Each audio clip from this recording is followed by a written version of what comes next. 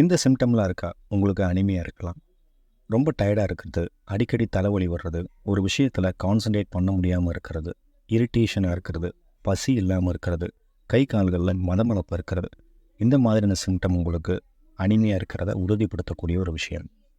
Anaemia எதனால் ஏற்படுது? நம்ம உடம்பில் போதுமான அளவு இரத்த அணுக்கள் அல்லது ஹீமோகுளோபின் இல்லாத போது அனிமியா ஏற்படுது. இது எதனால் ஏற்படுது அப்படின்னு பார்த்தீங்கன்னா, நம்ம உடம்பால் போதுமான அளவு ஹீமோகுளோபினையோ இரத்த அணுக்களையோ உற்பத்தி செய்ய முடியாத போது அதிகமான ப்ளீடிங் ஏற்படுறது, ஏதாவது ஒரு ஆக்சிடெண்ட் அல்லது ட்ராமா, அந்த மாதிரி கேஸில். அதுக்கப்புறம் பார்த்திங்கன்னா, நம்ம உடம்பே இந்த இரத்த அணுக்களை அட்டாக் பண்ண ஆரம்பிக்கும். இதனால் கூட உங்களுக்கு அனிமியா ஏற்படலாம். இரத்த அணுக்கள் நம்ம உடம்புல எந்த மாதிரியான வேலைகளை பார்க்குது அப்படின்னு பார்த்தீங்கன்னா, 3 டைப் ஆஃப் பிளட் செல்ஸ் நம்ம உடம்புல இருக்குது. வெள்ளை அணுக்கள், இது நம்ம உடம்புல வரக்கூடிய இன்ஃபெக்ஷனுக்கு எதிராக போராடுது. தட்டணுக்கள், இரத்தம் சரியான சமயத்தில் உறையக்கூடிய வேலையை பார்க்குது. சிவப்பு அணுக்கள், இது நம்ம உடம்பில் ஆக்சிஜன் கூட உடம்பு ஃபுல்லாக போய் சேருது. யாருக்கெல்லாம் இந்த அனிமியா வர்றதுக்கான வாய்ப்பு அதிகமாக இருக்கும்? நம்ம எடுத்துக்கக்கூடிய உணவில் முக்கியமான சில வைட்டமின்ஸ், மினரல்ஸ் இல்லாத போது, அதாவது அயன், வைட்டமின் B12, ஃபோலேட் இதெல்லாம் இல்லை அப்படின்னா உங்களுக்கு அனிமியா வர்றதுக்கான ரிஸ்க் ஜாஸ்தியாக இருக்கும். சிறுகுடலில் பிரச்சனை இருக்கவங்களுக்கு ப்ராப்பராக இந்த அயனை அப்சார்ப் பண்ண முடியாது. அவங்களுக்கும் அனிமியா வர்றதுக்கான வாய்ப்பு அதிகமாக இருக்கும். குறிப்பாக கிரான்ஸ் டிசீஸ், சிலியாக் டிசீஸ் இருக்கவங்க, ஹெவி மென்சுரல் பீரியட், சிலருக்கு பீரியட்ஸ் அதிகமாகும் போது நிறைய பிளட் லாஸ் ஆகும், அவங்களுக்கும் அனிமியா வர்றதுக்கான வாய்ப்பு ஜாஸ்தியாக இருக்கும்.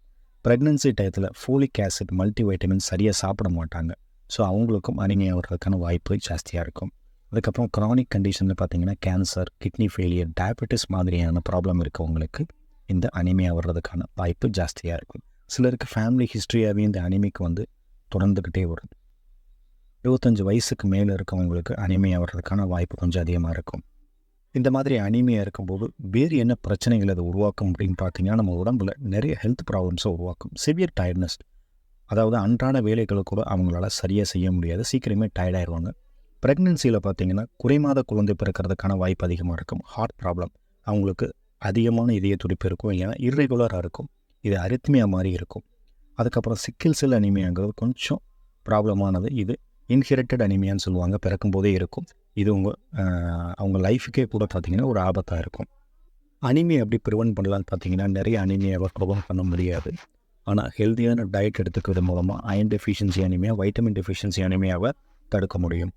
அயன் அதிகமாக உள்ள உணவுகள் அப்படின்னு பார்த்தீங்கன்னா, ஈரல், சுவரொட்டி, மட்டன், சிக்கன், மீன், இறால், பீன்ஸ், சோயா பீன்ஸ், பட்டாணி, அதுக்கப்புறம் கீரை, சுண்டல், பீட்ரூட், கேரட், பேரிச்சம்பழம், உலர் திராட்சை, கேழ்வரகு, கம்பு, இந்த மாதிரியான உணவுகள் எல்லாம் அதிகமான அளவு அயன் இருக்குது.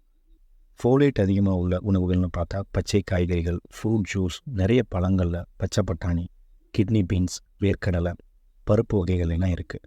வைட்டமின் B12 அதிகமாக உள்ள உணவுகள்னு பார்த்திங்கன்னா, மீட், மட்டனில் இருக்குது, பால் பொருட்கள், அதுக்கப்புறம் செரேல்ஸ், நிறைய பருப்பு வகைகள் இருக்குது, சோயா ப்ராடக்ட்ஸில் இருக்குது.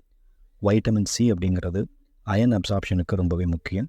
ஸோ சிட்ரஸ் ஃப்ரூட்ஸ், அதாவது நெல்லிக்காய், லெமன், ஆரஞ்சு, பெப்பர்ஸ், அதாவது சிவப்பு குடமிளகா, மஞ்சள் குடமிளகா, அப்புறம் ப்ரொக்கோலி, தக்காளி, மெலன்ஸ், வாட்டர்மெலன், மஸ்க் மெலன் மாதிரி, ஸ்ட்ராபெரிஸ், இதில் எல்லாம் பார்த்திங்கன்னா அதிகமான அளவு வைட்டமின் C இருக்குது.